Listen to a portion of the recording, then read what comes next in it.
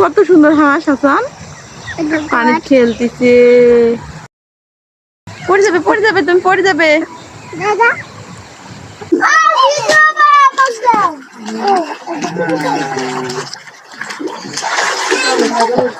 আসসালামু আলাইকুম আমার প্রিয় ভাই বোনেরা, সকলে কেমন আছেন? আলহামদুলিল্লাহ, আমিও কিন্তু আমার পরিবারের সকলকে নিয়ে অনেক ভালো আছি। আমি সুমি, নাটোর জেলা থেকে সুমি ফ্যামিলি ব্লগ চ্যানেলটি থেকে আরেকটি নতুন ভিডিও নিয়ে চলে আসলাম আপনাদের জন্য। এই তো সবাই মিলে রেডি হয়ে পড়ছি আমার শ্বশুর বাড়িতে যাওয়ার জন্য। আপনারা তো সকলেই জানেন আমি আমার বাবার বাড়িতে থাকি। আর এই তো ঈদের দ্বিতীয় দিন ঈদটা বাবার বাড়িতেই করছি, আর আজকে যাচ্ছি আমার শ্বশুর বাড়িতে। আমার ছেলেমেয়েরা সবাই কিন্তু অনেক খুশি, এই তো ওর আব্বুর সঙ্গে দাদার বাড়িতে যাচ্ছে। সকালে উঠে বাড়ির কিছু কাজকাম ছিল, খাওয়া দাওয়া করছি, তারপরে এই তো রেডি হয়ে যাচ্ছি আমার শ্বশুর বাড়িতে। আমি আমার হাসানকে ভ্যান গাড়িতে নিছি, আর ওর আব্বু আর আমার আরেকটা ছেলে মেয়ে ওরা মোটরসাইকেলে উঠবে। আমাদের এলাকার ভ্যান গাড়িতে উঠে বিশ্ব রোডে চলে আসছি। আর হাসানটা কিন্তু আমার সঙ্গে যাবে না, ওর আব্বুর সঙ্গে যাবে। সেই জন্যই তো ছেলে মেয়েদের নিয়ে আপনাদের ভাইয়া গেল মোটরসাইকেলে, আর আমি এই তো ব্যাগপত্র নিয়ে অটো গাড়িতে উঠে পড়ছি। আমি, আপনার ভাইয়া, তারপরে হচ্ছে ছেলে মেয়ে ৩ জন, সবাইকে নিয়ে আমার পরিবারের ৫ জন মানুষ আমরা। এই জন্য এক মোটরসাইকেলে আসলে কোনো সময় হতে চায় না, অনেক বেশি কষ্ট হয়। আর এই তো ব্যাগপত্র নিয়ে যেহেতু জায়গা হবেই না, সেই জন্য আমি ব্যাগপত্র নিয়ে অটো গাড়িতে যাচ্ছি, আর আপনাদের ভাইয়া ছেলে মেয়েদেরকে নিয়ে যাচ্ছে। সবাই আসলে অটো গাড়িতে যেতে পারতাম, কিন্তু মোটরসাইকেল যেহেতু নেওয়াই লাগবে, কারণ ওখানে ঘোরাফেরা করতে গেলে মোটরসাইকেল না হলে কিন্তু আপনার ভাইয়ার একটুও ভালো লাগবে না। সেই জন্য ও সঙ্গে করে মোটরসাইকেল নিছে। আর এই তো ছেলে মেয়ে সবাই ওর বাবার সঙ্গে যাবে, আর আমি একা একা এই তো ব্যাগপত্র নিয়ে যাচ্ছি। আমার শ্বশুরবাড়ি আসতে ৩টা অটো গাড়ি পাল্টানো লাগে, কারণ আমার শ্বশুরবাড়িটা আমাদের বাড়ি থেকে প্রায় ১ ঘন্টার রাস্তা। অটো গাড়িতে অনেক বেশি সময় লেগে যায়।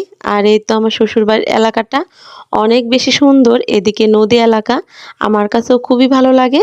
আপনাদের ভাইয়া আমার গাড়ির পেছন পেছনেই ছিল, কিন্তু নাটোর বাজারে গিয়ে ও মিষ্টি কিনতে লাগছিল। পরে এই তো অটো গাড়িটা আমাদের অনেকটা আগেই চলে আসছে। আমি গাড়ি থেকে নেমে দাঁড়িয়ে আছি আপনাদের ভাইয়ার জন্য, কারণ এখান থেকে হেঁটে যেতে হবে আমার শ্বশুর বাড়িটা। এখান থেকে আর কোনো গাড়ি যেতে পারে না, এখানেই নামতে হয়। ২-১ মিনিট দাঁড়িয়ে থাকতে এই তো বাচ্চা কাচ্চা নিয়ে চলে আসলো আপনাদের ভাইয়া। আমার শ্বশুর বাড়িটা একদমই গ্রামে, গ্রামের ভেতর। আর রাস্তাঘাট তেমন একটা ভালো না, সেই জন্য এই তো হেঁটেই যেতে হয় এখান থেকে। আর ব্যাগপত্র নিয়ে আসলে হাঁটা সম্ভব না, সেই জন্য আপনাদের ভাইয়া ছেলে মেয়েদেরকে নামিয়ে দিল। আর ব্যাগপত্র নিয়ে ও মোটরসাইকেল নিয়ে বাড়ি পর্যন্ত যাবে। ওদিকে আবার একটা ভ্যানালাকে এই তো ঠেলে উঠিয়ে দিল রাস্তায়, কারণ এই রাস্তাটা অনেক বেশি নিচা, ওদিকে অনেক বেশি উঁচা, সেই জন্য রাস্তাতে গাড়ি উঠাতে অনেক কষ্ট হয়।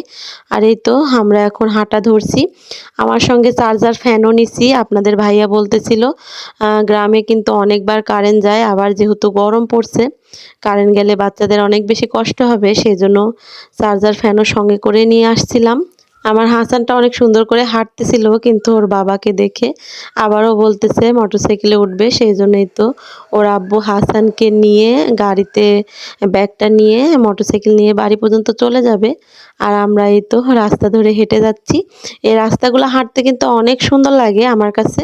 আমার এই জায়গাটা আমার কাছে অনেক বেশি ভালো লাগে, যেহেতু এই জায়গাতে আমি আগে থাকতাম, এখন আর থাকি না, কিন্তু আমার কাছে এই জায়গার প্রতি অনেক বেশি মায়া।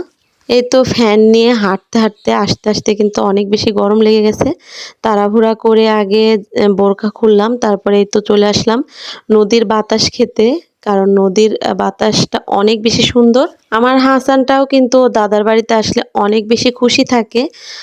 তারপরে আমার শ্বশুর শাশুড়ি কিন্তু বেঁচে নেই, আমার ভাসুর দেবর ওরা সবাই আছে, হাসানকে অনেক বেশি আদর করে। আমার বাবার বাড়িটাও গ্রামে, কিন্তু আমার শ্বশুর বাড়িটা আরও বেশি গ্রামে। আর অনেক সুন্দর জায়গা, নদীর ধারে আমাদের বাড়ি, আর সব সময় এখানে ঘুরে বেড়াতে পারি, খুবই ভালো লাগে। হাসানটাও দাদার বাড়িতে আসলে একটুও কান্নাকাটি করে না। আর এরকম পরিবেশে ঘুরে বেড়ালে আসলে সবার মনই ভালো থাকবে। আমাদের নদীতে এখনো তেমন একটা পানি নেই, অনেক পানি হয়, নদীটা একদম ভরে যায়, তখন কিন্তু আরো বেশি ভালো লাগে দেখতে। আমার বাবার বাড়ির এলাকা থেকে এই এলাকাটা অনেক বেশি ঠান্ডা বাতাস, কারণ নদীর বাতাসটা আসলে সবসময় ঠান্ডাই হয়। খুবই ভালো লাগতেছিল এরকম পরিবেশে। এখন দুপুরবেলা ভাবতেছি আজকে নদীতে গোসল করব। আমি যখনই আসি এখানে তখনই কিন্তু নদীতেই গোসল করি।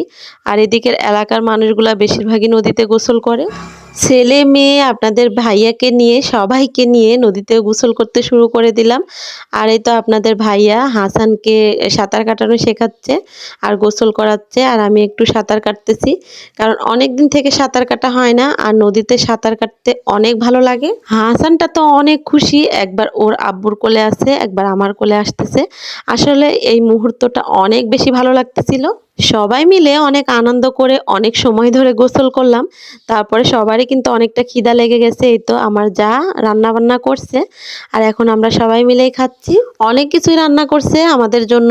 আর মাংস খেতে খেতে আসলেই মাংস খেতে ভালো লাগতেছিল না। আর এই তো যে খাবারগুলো রান্না করছে, এই খাবারগুলো অনেক বেশি প্রিয়।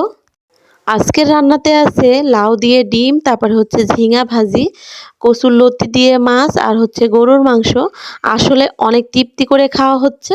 খাবারগুলো অনেক মজা হয়েছে খেতে। এই তো সবাই মিলে খাচ্ছি খুব আনন্দ করেই। আর এই তো এটা হচ্ছে আমের আচার, সবাই অনেক বেশি পছন্দ করি মিষ্টি আমের আচার। টক মিষ্টি আমের আচারটা খুবই ভালো ছিল।